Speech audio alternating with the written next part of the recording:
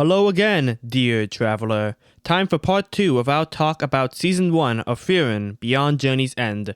We started our tale with the inspirations this show took, its unique calming nature, and the structure that allows it to touch our hearts. Now, to get into the later bits and the parts that gave us that nice, sentimental, mushy feeling inside. So, without further ado, onward! So I think another example of that, like even with some of the problems of the week, I'm gonna get to that in a little bit. But even the problem of the episode, like for example, the giant plant. Even that was like, oh, everybody's falling asleep. Oh, okay, at least you get. Oh no! Oh no! What are we going to do? Yeah, I mean it wasn't like that, but it was like, okay, well this should be solved. This should be pretty simple to solve, right? I was like, oh crap, everybody's falling asleep. Well, our killing machine Fern is out. Okay, maybe Stark. Nope. Okay. Stark, you get your axe. Okay. Nope, he's Stark, out. we're dealing with the plant. Stark, just grab your axe and oh crap, he's asleep too. Well, at least you still have Frieren and dang it, Frieren's falling asleep too. Well, Sein, what can you do? I've got a magic book. Okay, that's pretty good. Magic book. I think it was only when Frieren started falling asleep, and I was like, That's when we were okay, like, now I'm ooh. starting to get a little. Yeah, exactly. Ooh, now I'm starting to worry a little. Yeah, it was in the beginning that I was just like, what are we going to do? You know, Yeah. and I was like, I'm not worried. Yeah, and And then when Frieren fell asleep, it was just. And one thing I thought was pretty interesting was how it also did a really cool thing of how it did handle the voiceover too. Now I think about it, because Sein spent a little while trying to figure out that he had to choose between either casting a spell that he didn't know whether or not would destroy the plant, or like a spell that would only wake Frieren up. Actually, it was a spell that. The only spell he knew was one that would wake Frieren up, but it would only be for a couple of seconds. So he spent a long time trying to figure out what words to tell her exactly where to aim and what spell to use in order to kill the plant. And he had to figure out how to tell her in enough seconds so that she'll be able to get it and kill the plant. Kill plant now! And I was like, yeah. There! It's like in Everybody Hates Chris with how Julius gets around collect calls. Something like that. By shortening the answer to as few little words as possible. Yeah, so I was like, oh, dang, how is he actually going to shorten it? And then when he did it, and Frieren was able to deal with it, and then Frieren one hit. And Frieren was able to deal with it in one hit, and then she was just like, wow, that was easy. Good job. Like, she almost didn't die from a giant plant. Well, what were the words again? I can't remember what the words were, but I remember it was a really good scene. It was so good. And other problems of the week. What were some other ones? Like there was this one really nice episode. Remember when Frieren revealed what her favorite spell is with creating a field full of flowers? That was gorgeous. And they were just like helping that nice old lady take care of Himmel's statue and make it clean like new again. And then Frieren made the field of flowers around it, and then put a little flower crown on Himmel's head. Yeah, I think they spent like cute. a good few months going around that village just looking for the exact kind of flower that was was it Himmel's favorite or was it her favorite? Yeah, it was Himmel's. I think it was the flowers that was supposed to be around the statue. Yeah, it was the symbol of the flowers too. There used to be a field full of flowers out there before, which that lady talked about. So. Yeah, another one that I personally really liked was the one where Stark was trying to figure out something that he can get Fern for her birthday. Partially because that's the kind of trope Stark episode that I'm kind of I have a weakness towards. Looking for something to give a friend for a birthday. And also on that note, excuse me. One interesting bit in the show, like a running gag, is that whenever they're leaving a village, you note that everyone is like obviously saying bye bye, and Stark is always like waving to them. But that's because he's clearly like gone around the village and kind of knows everyone there to the extent that some of the little kids are like crying when they has to go. Which is so sweet. Which is I also like so he's super since he's really personable and. Frieren she's getting there, and Fern she'll get there maybe from hanging out with them. With Fern is even worse at it than Frieren. Yeah. So yeah, to the extent that when she's angry, she doesn't even look angry. She just has this adorable, slightly upset expression on her face. It's an adorable pouty look. Yeah. Fern is someone you're intimidated by like at a distance, and then you get to know her, and slowly you're like, I like you. Yeah, she's also You the know? type where if you say that you're intimidated by her to a stranger, she's like, her? Are you serious? And then you say, oh, you haven't seen her in action. So I was like, "Oh, are you serious? Don't point at her. She'll see you." yeah, exactly. Don't point at her. She'll see you. Don't point at her. I'd laugh about the I'd laugh and like pat her head with how cute she looks, but I'd probably just get killed. Just one shot, just like that. Yeah. Also, just saying with the quickly the thing you were talking about, just with the thing with the flowers. One thing I like about that is that the reason why she put that crown of flowers is because that was something that they did on one of their adventures, which she remembered because he got her a crown of flowers too. And they were just going. Because he loves her. Yeah, and it was just they were just going around a field of flowers, and I think Eisen and Heiter were just going around frolicking. Yeah, that was nice. Yeah, like I said, Yeah, The manly- manly urge to frolic in a field of flowers. yeah, Like, exactly. Yeah. If you are someplace where it's warm, go outside. If you're a guy, frolic in those flowers right now. Just do it. You'll feel free. Yeah. In terms of a problem of the week that they've had to manage, remember when they had to unpetrify that demon from the Demon Wars? That was in the beginning. Oh, So that yeah. they could, that was so that cool. they could kill him. Yeah, the guy who made Zoltraak. Oh, sorry, Zoltraak. And it was revealed yeah. that Zoltraak became the basic principle for all magical defense training. It sounds like Not anymore, because isn't it? It's advanced since then, right? Yeah, Yeah. it was Oh, a big big Which time, he yeah. was not prepared for. It used to be like the most dangerous kind of spell imaginable, and now 80 years later, I think. I mean, first of all, it was cool how he said when he was unfrozen, how he asked Frieren, "So how long's it been anyway?" And Frieren said, "About 80 years." And then he was like, "Huh? So I guess no time's passed at all." Anyway, well, we might as well pick up where we left off. And then how Zoltraak, which again was the most dangerous spell ever made initially, apparently humans took it, and then it just became basic offensive magic. So essentially, it's a musket, basically. Yeah. Yeah. Basic. So That it's must have been hard to essentially hear. like if the guy who made the musket and was like the greatest user of a musket out there, like there wasn't a target he couldn't hit, and then he tries to use it, and then he tries to use his musket at you, and then you dodge it, and then while he's refilling it, you just pull pull out out a a minigun. Glock and then you just shoot him up. Yeah, I was gonna say you pull out a minigun. I was going to say a Desert Eagle. Yeah, you pull, Any one of those could work, really. or maybe like one of those little revolvers that only has 6 shots, or 5 or 6 shots. That's all you need because it's more than a musket. Yeah. And you have to refill before every shot with a musket, right? Yeah, and was it? Yeah, I believe so. It's though you got to jam the thing Come in. on, Yeah. come on. It's like all the steps that had to be done in Prey. Yeah, when Basically- everyone shot at the predator, pause, and then everyone just starts fumbling with Fumbling for a their refill. for a reload. Yeah. That scene was awesome. Yeah, what was it? Was it Frieren or was it Fern who landed the killing blow on him? What I do know is that they turned him into a donut and blasted a hole through the island ledge that he was on. That's gonna turn into a tourist. That's gonna turn into a tourist And area. here we see where Frieren, the immortal elf, and her apprentice Fern killed killed the so and so. What's the guy's name? Qual. Or is that how you pronounce Qual. his name?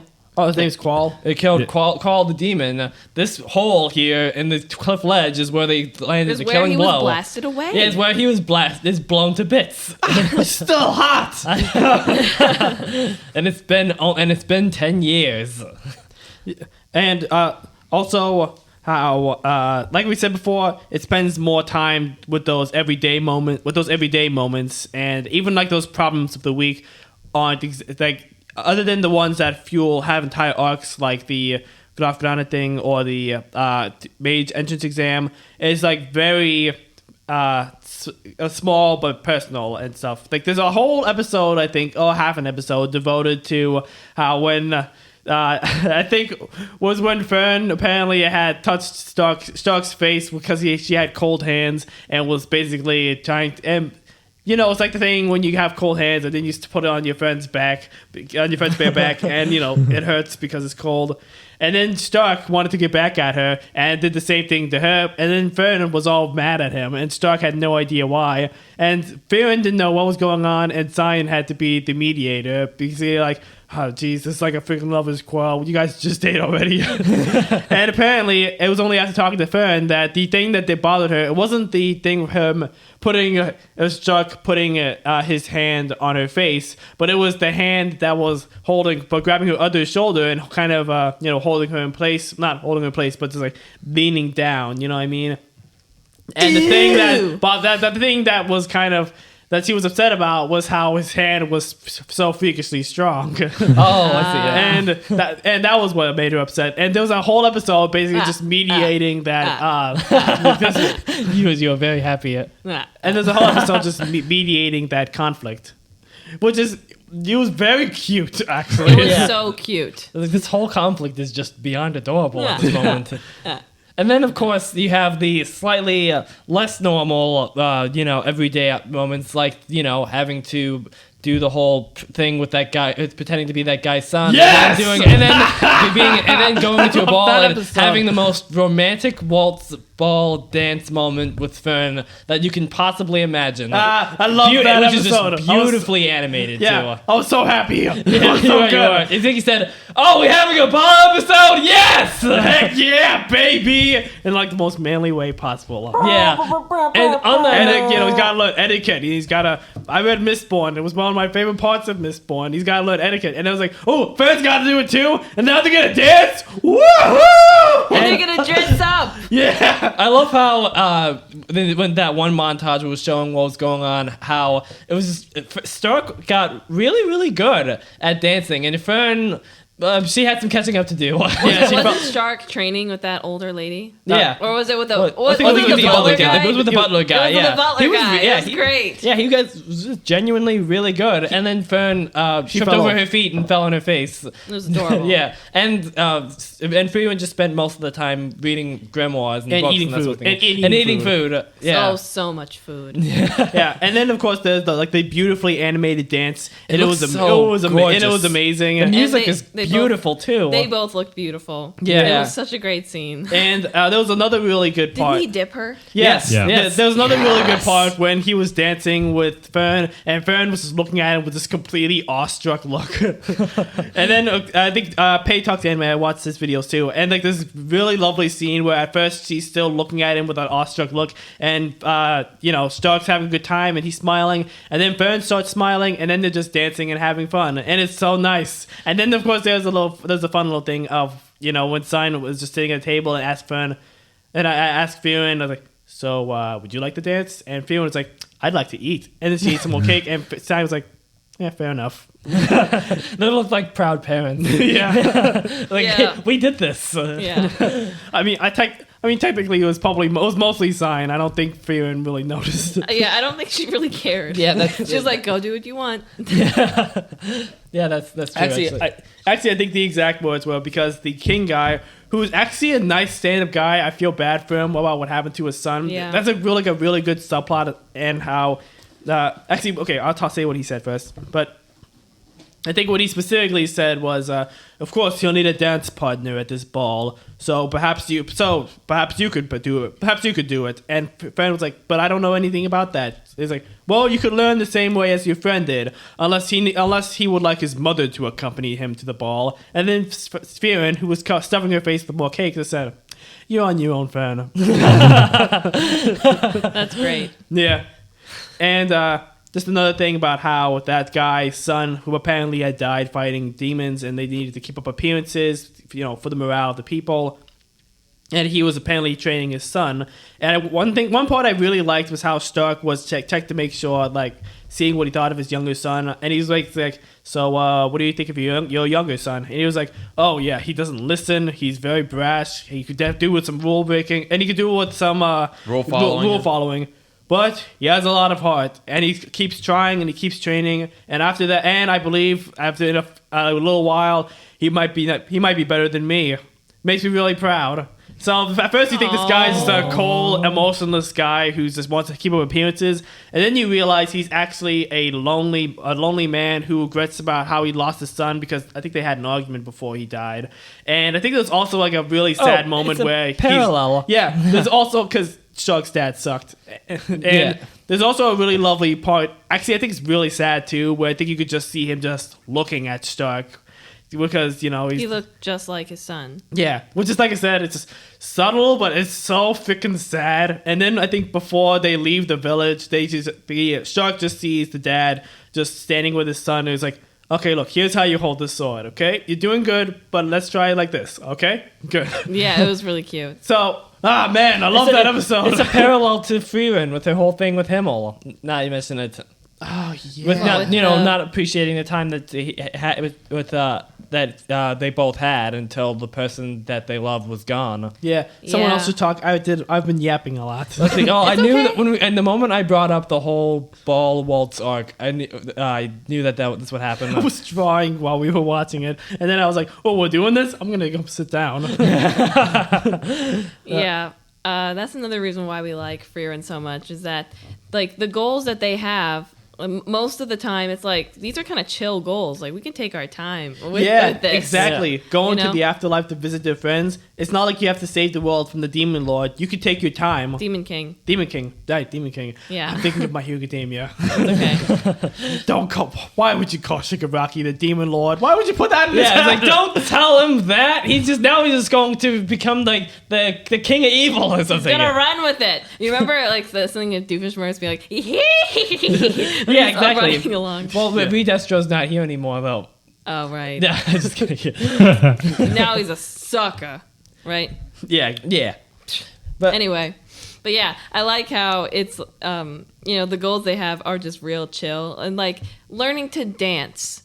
That's what it was, and they were learning to dance, and it was so great. Yeah, man, that's a trope I'm such a sucker for. Oh, and finding the flower that the nice old lady described was outside of her window when she was a child.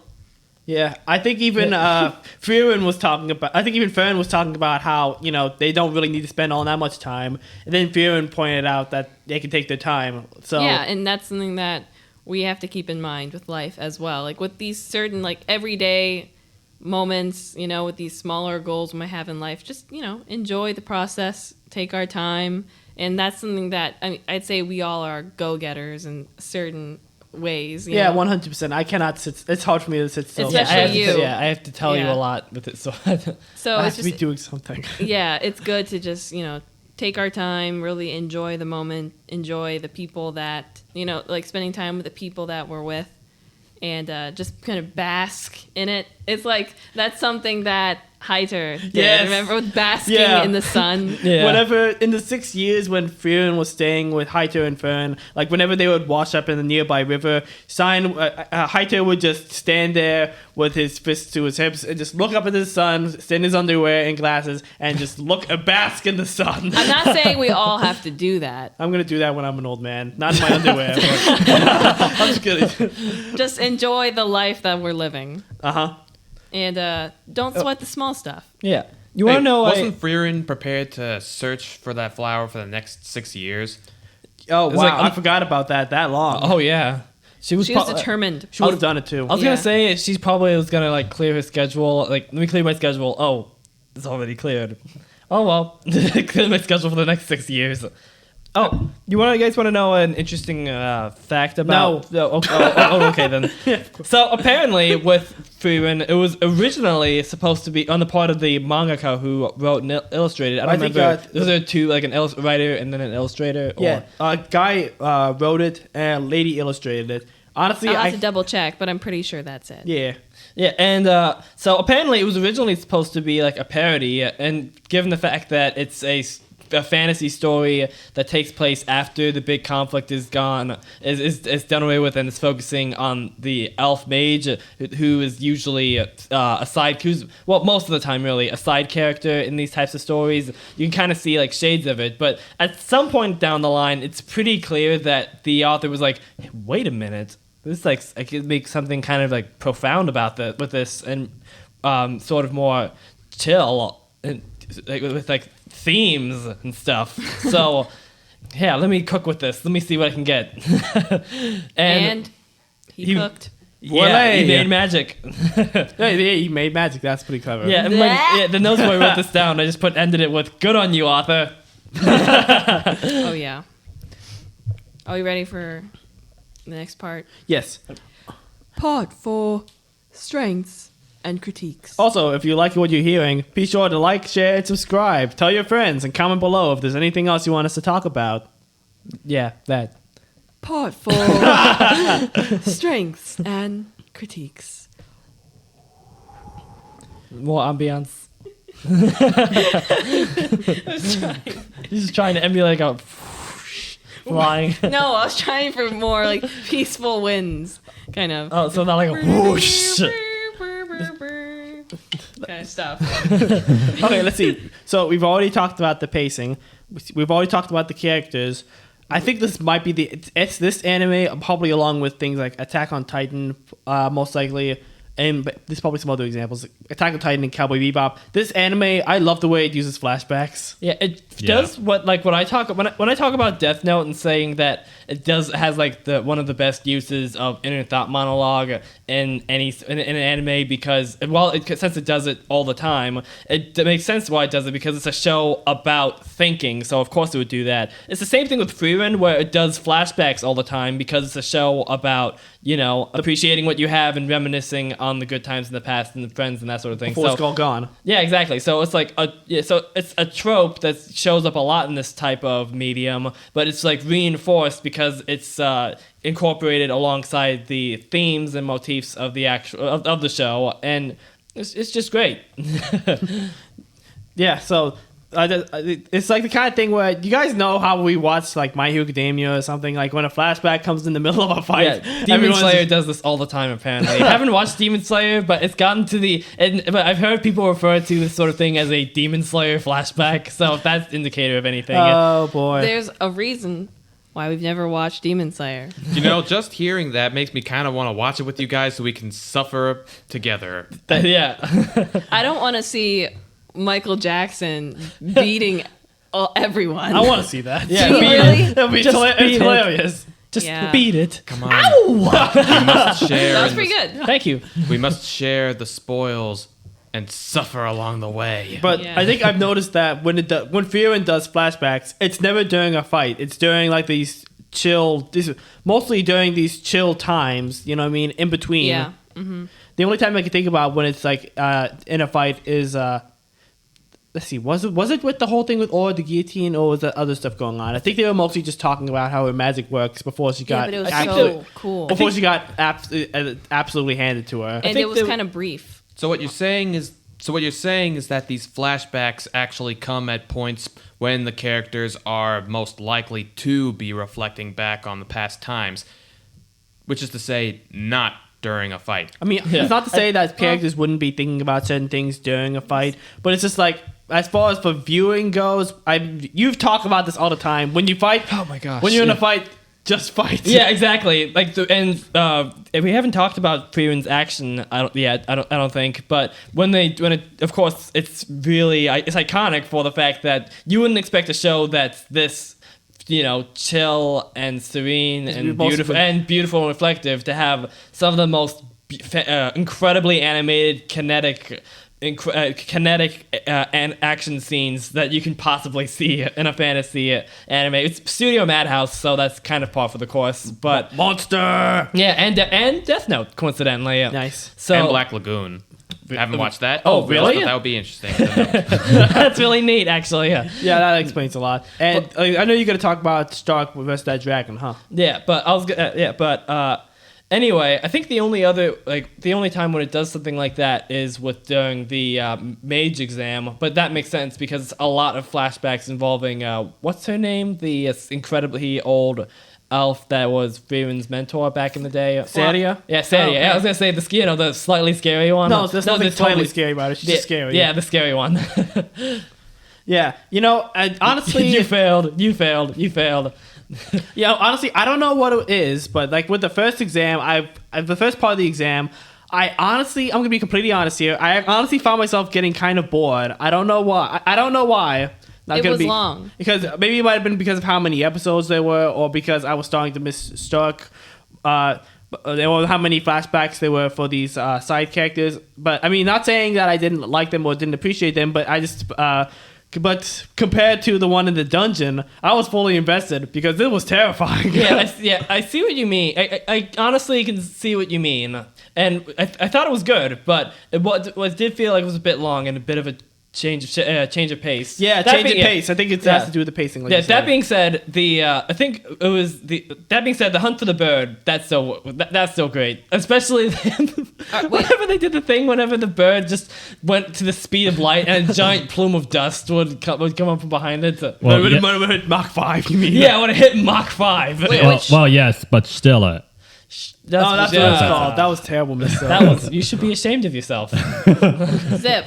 Which part of the test were you referring to? The first part, where they had to go for the bird. And not saying that. Yeah, where they were in the woods. I don't know. I felt the same way. It was vastly different from the goals with the dungeon versus in the forest. It's probably because of the stakes, honestly. With the dungeon, it's life or death. Yeah, I mean, it was life or death in the with the whole thing with finding the bird too. But I think it mainly had to do with how the pace was kind of, not saying slowed down, but it just felt like a little different. It shouldn't have been that slow. And then, like I said, and then there were like the flashbacks because they had to catch up on some of these new characters and the like.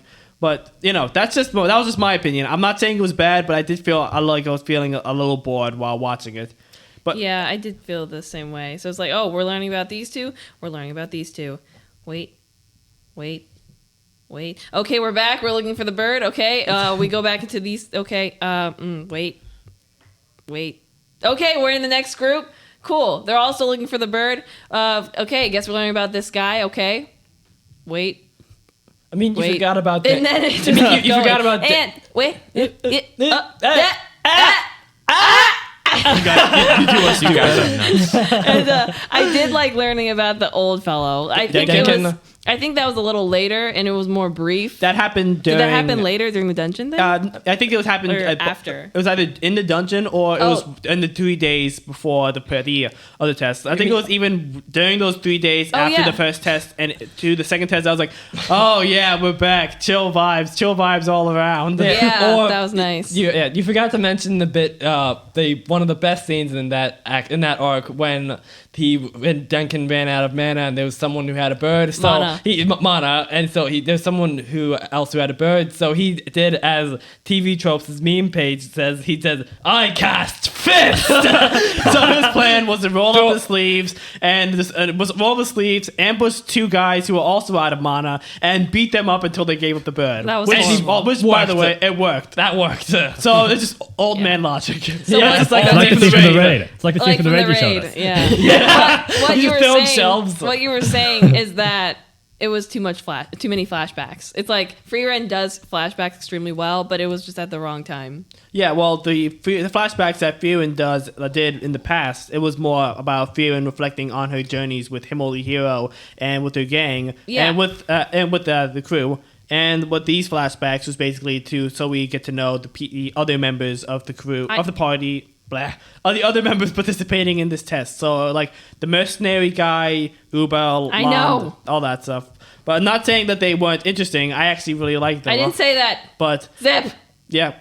What I said was that the pacing was at the wrong time. Yeah. I said the flashbacks were still good, but it was just at the wrong time because they were supposed to try and get these birds as quickly as they could before the 2 days were up or something. Was it 2 days? There was an hourglass. There was a window of time when they were supposed to get the bird, and it just felt like the time stakes weren't really there because of how slow everything was because of all the flashbacks. So I'm not saying the flashbacks were bad. I'm just saying they were badly timed and badly placed. Yeah, I was just saying that you were just protecting it. No, I was just saying that it was different from how they were done before, and I personally have a bit of a preference. I feel like that, like you said, if they were done like in the time in between, or like if we got to know the characters while they were talking to each other in the dungeons or something like that. I guess it's the thing that kind of hard to translate from the manga to an anime kind of thing. You know what I mean? I mean, there were some. I think that.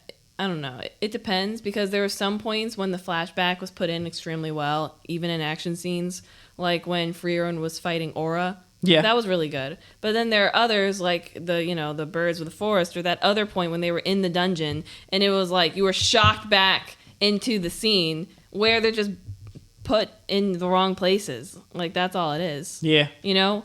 And I don't, well, I fault them a little bit for that because, you know, if you're going to be turning a manga into an anime, you should think about things like that and be a little bit more cognizant. Yeah, cognizant of what you're doing. Yeah, on how something works on the page versus how it works on the screen. Yeah, it's like if you want it to work, then you have to work on it just a little bit longer. You know, even if you have to just work on it a little bit longer to just make it, work, I guess. I probably could have said that in a better way, but I understand that you might be being a little more nice to the creators, which is good, but we also just need to point out we're in the sections about the critiques. Yeah. So if we're going to critique it, then, you know. Yeah, I was just comparing like the differences between the flashbacks with how they were before and then how they were with the thing. And like I said, personally, I definitely have a preference on how it was done.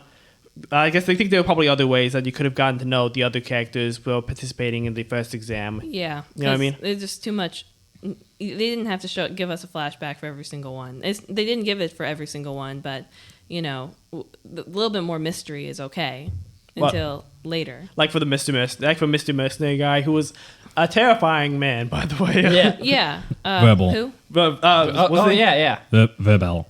Oh, he was the guy that had a berserker look about him with the white hair. Did he have white hair or he had gray hair? He was the scary guy who the fur coat. I believe that in order for that, what made him pass the exam was when Celia asked him what his favorite spell was, and he said it doesn't matter what his favorite spell was as long as the spells allow him to be able to kill people easier. And then Celia smiled and just told him that he passed. Yeah, because I don't remember most of the other people who were in the forest, honestly. And I feel like that's what they were trying to get us to do, but I just don't. Because they're not really high in importance. The dungeon, however. The dungeon, that helped a lot. But after the forest, I was like, okay, do I know you? Yeah. Yeah, like, why should I care about you? The interesting how that comparison, like the back-to-back kind of thing, because when you think about the dungeon, how it's like that probably helps that they were facing literally clones of themselves, and then, of course, they did a total cheat code by having the instructor, what's her name? The lady with the hair? Sensa. Oh, that was horrifying. That was terrifying. She was in there. I think anyone who's in there, they get a clone. Yeah, but she wasn't participating. She was just wanted to come with Frieren because she said that she thought it would be interesting to hang out with them, but it's my personal headcanon that she's a Frieren fangirl and just wanted to see what Frieren would do. That would be interesting. And she also seems very chill, and honestly, despite the creepy hair powers, she actually seems like a very calming person to be around. Yeah. Can you imagine just what was going through her head when she saw Frieren fall for another mimic? She's like, well, she said all that stuff earlier, so that kind of makes it better. What is going on here? Because that was when she said her reason for looking at for getting tricked by mimics over and over and over again that I said earlier. So, you know, yeah. Yeah, and that also goes into the larger cast as the season goes on. Yeah. Learning more about these people, and I do feel like a big reason of why we start to like certain characters more or remember them better is because of the kind of sense of mystery they could have. We have questions about them before, which is how we felt with the fur coat guy. Or Ubel and Lan's whole Yeah. the whole thing. That was so much fun. Yeah. Or Ubel's those two. freaking terrifying. Yeah, exactly. They'll be like, who is this freaking girl? Like, she just came out of nowhere. and then and then with that exam, Cut that Paul, but Berg didn't do anything wrong. What did Berg do to you? He was just standing there. He thought he was fine. He was just doing his job, and he just freaking died. Whoa! What? He didn't do anything wrong. Berg! Oh man, I felt so sorry for that poor guy. he did not deserve that. He didn't know he was going to get Darth Maul. I don't get paid enough for this. I don't think Ubel, and debatable whether or not Ubel knew he was going to get Darth Maul either, but I don't think she cared. Yeah, you remember that one scene from Doctor Strange's Multiverse of Madness when What killed that guy whose mouth could, when he said something, he was able to defeat people with them. What mouth? Yeah, Or that's what that blackballed. reminded me of. Well, at least they had a good reason for just standing around because in their case, that was not supposed to happen. I'm gonna have to see that again because I don't really remember. And all I have to say is it's a good thing that I'm just happy that Lon was like on Zoom, Magic Zoom throughout all of it. He should be totally fine as long as Ubel doesn't learn where he lives. Yeah, because she was not. She just would Yeah. not stay away from him. It's like, oh great, this terrifying murder chick has a crush on him. What's he gonna do? Well, he's growing fond of her. Yeah, it's like I said, it's a lot of freaking fun though. It is so much fun to watch. It was. Yeah, although it did explain I as ship to it a how little he. bit. Say again. I kind of ship it a little bit. All All right. crap, I do too. Yeah, a me little same bit. here, honestly. And it does explain as to how Lon got his chest sliced open by the clone and took it like a champ. And he's just like, oh, crud. It's basically like the connection on his Zoom was kind of getting a little choppy. Wait, did he have a cut on his chest? Yeah, Like, because after the whole. because when Ubel's clone was going after real Ubel and Lond, then Isn't she it sneaked. Ubel? Is it Ubel or Ubel? By the way, Probably that name Ubel. Yeah, Ubel. By the way, probably, if I German. remember correctly, that word means evil in German, so be very, very careful. It actually Yeah. means Ubel just ill makes me or take sick. her less seriously. Ill or sick. Ill Yeah, or it's- sick. Yes. That's concerning. Maybe she gave that name to herself.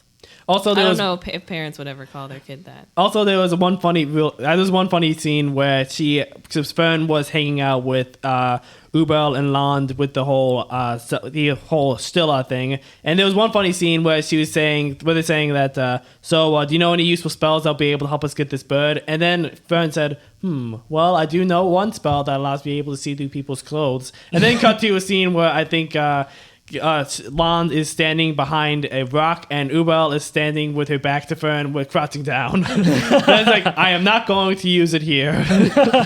That's great. Yeah. Also, just really quickly, while we're still talking about this last arc, were you talking about Denken and how you liked him?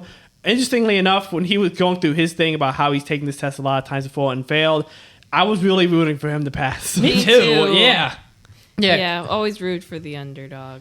Yeah, so I thought that was interesting. Also, last thing, what's her name? What's the name of the tall, nice lady with the gold hair? Who looks a little bit like Nina from Monster. Yeah, one thing I thought was funny was I think you said that her power works by, it looks like hugging people, and it was like, I think you said sister, yeah, I want a hug from that lady. Honestly, she just looks like she gave such nice hugs. Yeah. You know, like she seems like a maternal kind of. Frieren did say she person. smelled nice. So And she smells nice. But- But Frieren, didn't she also say that about Fern? that's And true. Stark, he also said that about Fern.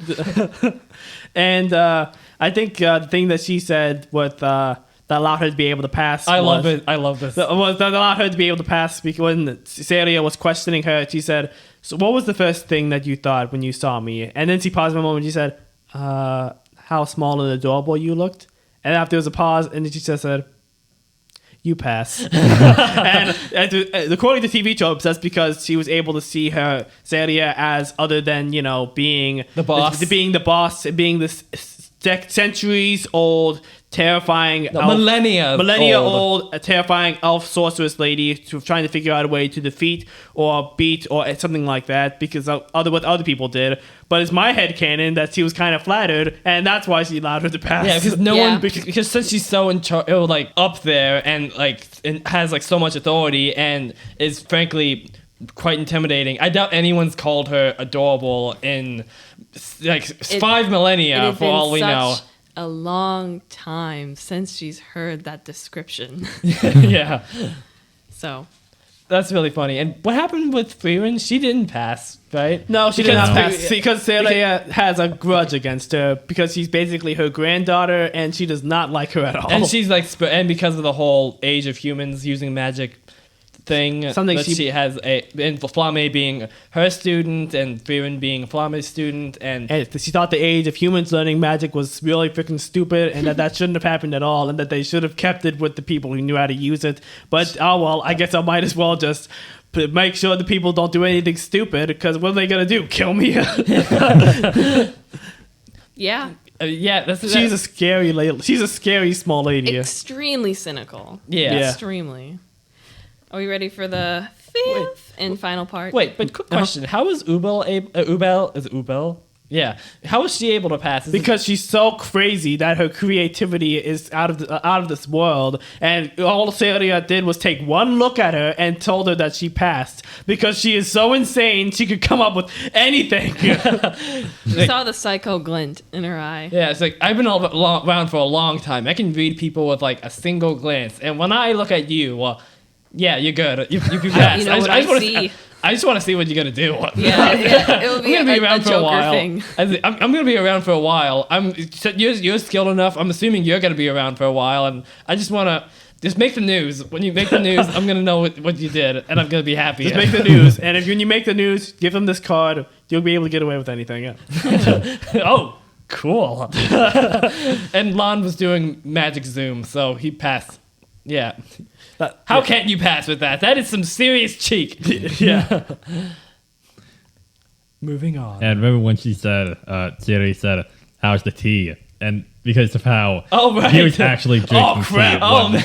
Oh, that was cool. I forgot about that. And he just kind of looked up, and then That's- you saw that far hundreds of far miles away, he was drinking tea. That's He the never- land of far away. That's basically So- the equivalent of like you're in the Zoom with somebody, and then they point out the cat that's sitting behind the computer, behind the camera, not behind the camera, but like Behind the laptop. On the behind the other end of the laptop, computer. yeah. Yeah. Which Yeah, is so actually that- terrifying. That honestly broke my mind. Yeah. Well, it's not as much as Ubel cutting that guy in half, but that's quite a bit. Rest in peace, burger. Yeah, you So- were just doing your job. Rest in Pieces. It's just how Lon never even actually entered the dungeon for the second one. Or Like, the freaking place to begin with. even the Yeah. last one. yeah, he was Crazy. just on Zoom the entire time, and his clones were just there, and he was just working through them the entire time. Brilliant. That's technically cheating. I feel. Wait a minute. Was there a clone of him in the dungeon as well? Yes. Yeah. Yeah. Oh, okay. So Yeah. he was making clones, and he was making clones of his clones, No. and the whole time he was hundreds of miles away. I mean, the stone clones. Was there a stone clone of him? Because he wasn't physically I in don't the think place. so. I don't think so. I don't. I don't- I'm Because he drawing a wasn't blank. there.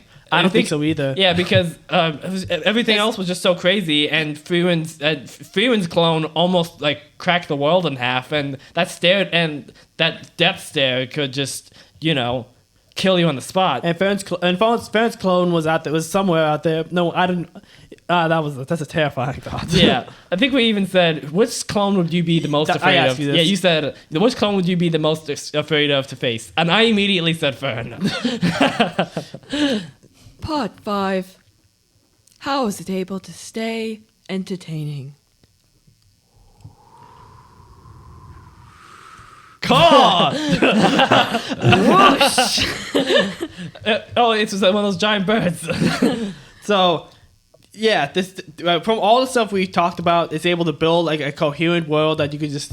Interestingly enough, that you not only can learn about, but that you actually feel comfortable in. It's like, you guys know when you read history or when you watch like Attack on Titan or something like that, and you're like, boy, I'm glad I was born in the 21st century. Boy, I was glad I was born in the 21st century. I was like, I'm glad I do not live there. I'm glad I'm a 21st century boy. Oh, that's good. So, but then you watch this and you get the vibe makes sense, and it's not like wholly without stakes or without risk because there's still demons going around, but it just makes sense. And I guess to us who kind of been living in sort of a sheltered suburban life, we were all like homeschooled for a little while, and in this kind of sheltered life, I guess. And Christian. Yes, and Christian sheltered homeschool Christian life. I suppose that seeing something where it kind of has this same kind of chill vibe, The peace. the peace, yeah. Even though, like I said, life isn't without risks, and obviously this life in this anime isn't without risks, but it's not like overwhelmingly horrible like Attack on Titan or something like that. Yeah, it's like when you're at that specific point in a Brando Sando book or something. You know what I'm talking about? I do like know what where you're it's talking about. after some plot stuff has happened and before the bottom drops out and the rug is pulled out from under you and from underneath you at the same time, and you hit your head on the ground. That's how he at the, wants you to feel. He wants you to feel more comfortable, at ease, so that you don't know when something's coming. Yeah, before he pulls the rug out. When you get slapped in the face, it hurts the most when you're not expecting it. So, but anyway, Frieren is basically that beat in the story that I'm talking about, but throughout the whole story. Yeah, and another thing that we were delighted by is how this anime is freaking funny. Yeah, it's funny. It's so funny. Because we were talking about some of these jokes here, and it's just so hilarious. Like the mimic thing is just so funny every time. What was it that you were saying after Stark killed the dragon and they were going to the horde? Just so you say it. What was it? I was horde. Like, what was it? This horde of treasure is mine. At last, this horde of treasure is mine. It was so great, and it was a serious horde. Yeah, and she wanted to see if there's a grimoire. And the funny thing is dragon after all. And the funny thing is that Stark also just saying you can the pacing with this did a great job because Stark was in that village for like 3 or 4 months, and because the pacing is the way it is, it actually feels kind of like that because it makes sense. Like it's a nice place to spend 3 to 4 months in, but anyway, that's beside the point. Stark probably just went through a life-changing experience where he was able to defeat this dragon, and he did it in one hit. On his own. And like how he's like, Frieren, make sure you gotta hit him with your magic ray gun. And then Frieren was like, hey, you did it! And he's like, what? It's already dead. Huh? And like everyone was just like, nice. Yeah. And so it then become Frieren, meanwhile, just act like she just got a jackpot. Just found like a Amazon card. I was actually found out Amazon gift card. Yeah, exactly. Yeah. If you was acting like she found $20 on the street, like George. I just found $20. Yeah, exactly. Basically, yeah. So that is just funny. But yeah, it's great. And what were a couple other things, though? One joke, actually, before that I really liked was how it depicted we knew about Stark, how he faced down the dragon earlier. Yeah. And because he was like a hero and that sort of thing. But it turns out that when you learn that Stark is actually, he's a normal person. He was scared crapless by this giant dragon bearing down on him before he eventually left, and he's just completely blindsided by the entire town loving him and treating him like he's freaking, like we said, him a hero or something. Who's gonna leave that town? You're not gonna leave that town. You're gonna set up shop there for the rest of your life, and you're not gonna do a thing, and you're not gonna have to do anything else in your life. And not only is it like a character building thing, but it's again just also a really funny joke. Yeah, and then you finally, like before, you see him from behind.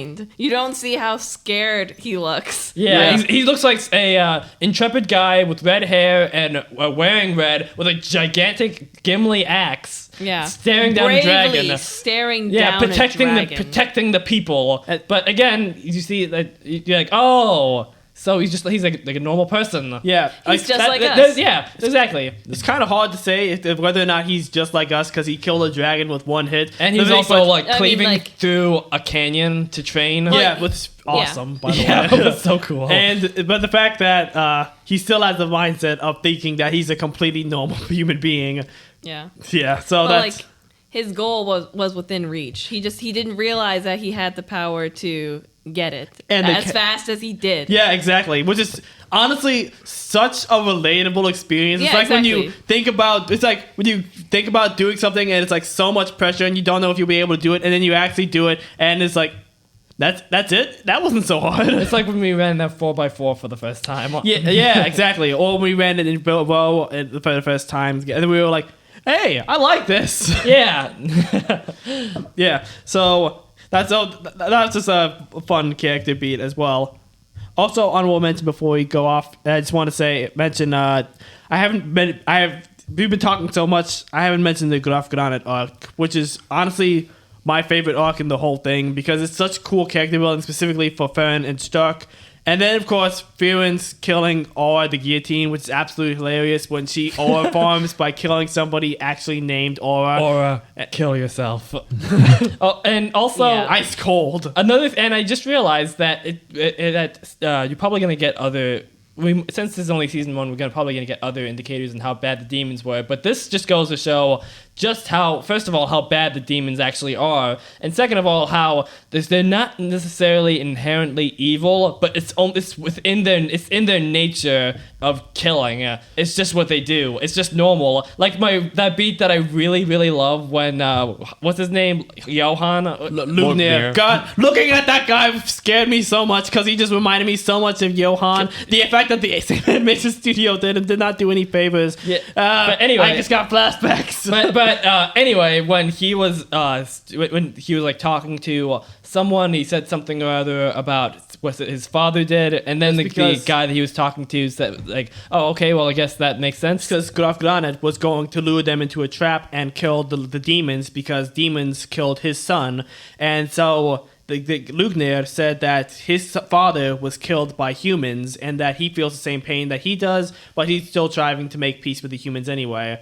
So kind of a reasonable argument. And everyone was just like, oh, crap. Okay, fair enough. Then he walks away, and the what's the girl demon? What's her name? And the terrifying little girl demon says, it says, hey, what's the father? And he says, I have no idea, but whenever I use that, the humans always react accordingly. And they're like, oh, Lord. Oh, no. That's bad. Oh, this guy's bad news. And then we also got the backstory to remember Himmel's crew, when they dealt with that demon girl. That was so haunting. That was so dark. Yeah, one of the few flashbacks I can think of where there's like something really horrible that happens in one of them. If I remember correctly, I think it was like what was it? There was like one that demon left from killing a bunch of demons, and then all that was left was a kid. And Himmel was like, "Hey, let's have some mercy, okay?" And the kid is taken in by this nice guy and his daughter, and it's very nice. And by the way, after some demons kill, I think after some demons kill a bunch of people, and one lady talks about how a demon killed her daughter, I think. And then after a little while, the Himmel's crew comes to find the house that the demon was staying at. They find the house burned down. The man who took the demon in, is a very nice man, dead on the ground, and the demon holding the girl. And she said that she was giving the girl to the parents who lost their daughter to the demons as a sort of replacement, which is just so messed up. That's demon logic right there. And not just that, but the reason why they had mercy on the demon girl in the first place is because the demon girl was saying something like "mama" or something. Because it's something that it gets a reaction out of humans. It's something that demons have picked up, that if they're calling out for parents or referring to parents, then humans would end up having some sort of mercy on them. That is so messed up. That's really jacked up. So it's like, basically they're born psychopaths where they don't know exactly the meaning of these things with emotion, these words with emotion. They've never felt it. They've never felt it, but they know how much it means to other people, and they could therefore use it. They don't even know that it's bad, which honestly, arguably makes it worse. Does it make it worse? I think it makes it worse because I think it's just normal. Also, if we're gonna talk about that arc, then we're gonna have to talk about remember when that one demon tried to kill Frieren in the cell, and then Frieren just went full on John Wick. Let's take this through, boom! And just blew his head, and just killed him. And I think she first she killed him with her bare hands. The first thing she did was I think she used a bit of mana to keep herself from being decapitated. From being decapitated by his rope thing. Then she waved her arm, blew his arm off, blew his other arm off, tackled him, grabbed him by the neck, and then before he could finish his sentence, blew his head off. That was crazy. He regretted every decision he'd made up until that very moment. Yeah. There was a really cool part with that where when he walked in and he said that I think he said that there's no way you'll be able to beat me, and Fern was like, I don't know, I think I can do it pretty easy. I think I'm definitely stronger than you. And then he was like, oh yeah, you're stronger than Lord Lugnir too. And then she was like, stronger than even the guillotine. Yeah,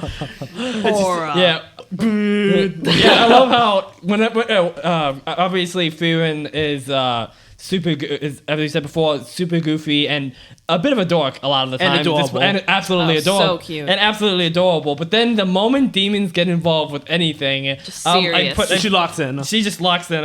I put some.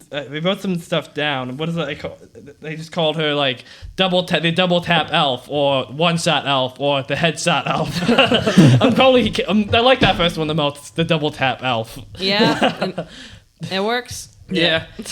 May I suggest the Benellium Ford? And also Stark and Fern killing those two demons was awesome. so cool. You know that the fight is going to be great when they put the same amount of effort into Stark putting on a freaking coat that they're going to put into the fight scene. Yeah. Okay, sorry. Before we went through it, I just had to mention that arc because that is it's brilliant. It is so good. I had to bring it up. If you, can I say a thing about, following, liking? Oh yeah, sure. Oh yeah, actually, Or wait. does someone else want to say it? I got one more thing from this article about Frieren. It's a long thing talking about a review, essentially. In the last paragraph, talks about this thing was basically similar to our experience. This is going to be linked below. Yeah, link below. This is from, what's it from? It's from Medium. It's good. Okay, conclusion, what I carried beyond Journey's End. Fear and Beyond Journey's End caught me off guard. I went in expecting a fantasy story, something about magic and dungeons, and maybe a little romance. What I found instead was a quite deeply moving meditation of time, memory, and how beautiful our memories can be. It reminded me that life isn't made up of just the big moments, but also the small ones, the silent campfires, the quiet walks, the words left unsaid, the ones we remember years later with new eyes. It taught me that grief isn't just about pain, it's also about how love lingers, how it shapes who we become.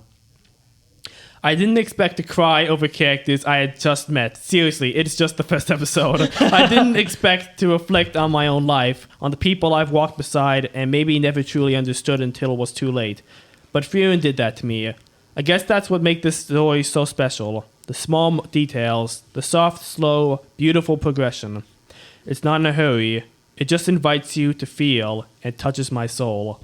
That's beautiful. Yeah. This article's called Why Frieren Beyond Journey's End Earned My Tears, by the way. Yeah, and you know what? After all we were talking about, after everything with the funny bits, the pacing, the characters, and how this whole thing of how it relates to the here and now and the past and all that, I feel like that relates to our experience very well. Oh, yeah. So the Big time. peace, the nostalgia, and just the freaking good comfort times of a nice show to watch in the It's fall. so comforting. Yeah. Yeah, I'm going to have to book plane tickets to Frieren World. Anybody else? Yeah, I'll come with you. yeah, I'll come. Yeah, me too.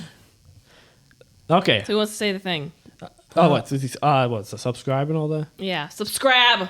Yeah, I did subscribe. I did it before early. we- Did anyone else want to? Hey, Let's see. We got. Before we go, should we quickly go over our favorite characters? No. I don't know if we have time for that. Sign. Wait. Okay, that's Just all say I it. got. Just say the name. Just say the name. Don't say why.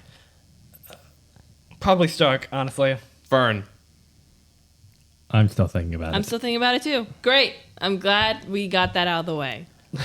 Okay. Yeah, you can go ahead and say it. I already Okay. did it. If you have liked this episode, remember to give it a thumbs up and subscribe if you're from YouTube. Follow if you're from anywhere else. Apple Music, Spotify, Apple Podcasts. Apple Podcasts, and anywhere else you listen to podcasts. And we hope this episode made your day a little bit better because we heartily enjoyed it. Oh, yeah. And watch Frieren. Listen to the soundtrack. Oh, Season yeah. 2 is coming out as at time of recording. It's coming. Season 2 is coming out. They put the undershot meme in the anime. Yeah, they put this shot. They put that meme They in the actually did it. freaking anime. They did it. And it looks weird, by the way. Yeah, but like yeah. not in a bad way. But like, Frieren looks like she has really chubby cheeks. Adorable. She was really cute. That the guy who made that has now achieved immortality. Yeah. Let me see That's what that. was in that grimoire. In order to achieve immortality, you make a crappy drawing that turns into a meme that sweeps the entire internet, and then it ends up in the show. It works for that Sasuke. No, that wasn't in the show actually. Okay. Okay. Yep. Hope you guys enjoyed. Hey, we gotta rewatch the show. All right. Yeah, big time. And watch season 2. And we watch season 2. All right. Well, see you later. Yeah, goodbye. Watch this. Watch it. Bye. Bye. Goodbye. Sayonara. Yo, Welcome to the preview. Thank you so much for tuning in. We hope you enjoyed this episode as you're either anticipating the next episode of the anime or coasting your way through the manga. We're really looking forward to the next season. I just hope it shows up on Hulu soon. It's our issue with streaming Apothecary Diaries all over again. Anywho, next time we'll be talking about one of our favorite book/film series, The Hunger Games by Suzanne Collins. We'll be looking into how it started the enormous fad of the teenage dystopia genre, and why it still remains the first and greatest of its kind. If you enjoyed our podcast on Frieren, please like the episode, subscribe if you're on YouTube, and follow on Apple, Spotify, Podbean, or wherever else you listen from. If you like this one, definitely check out our episodes on the Apothecary Diaries, which was a lot of fun.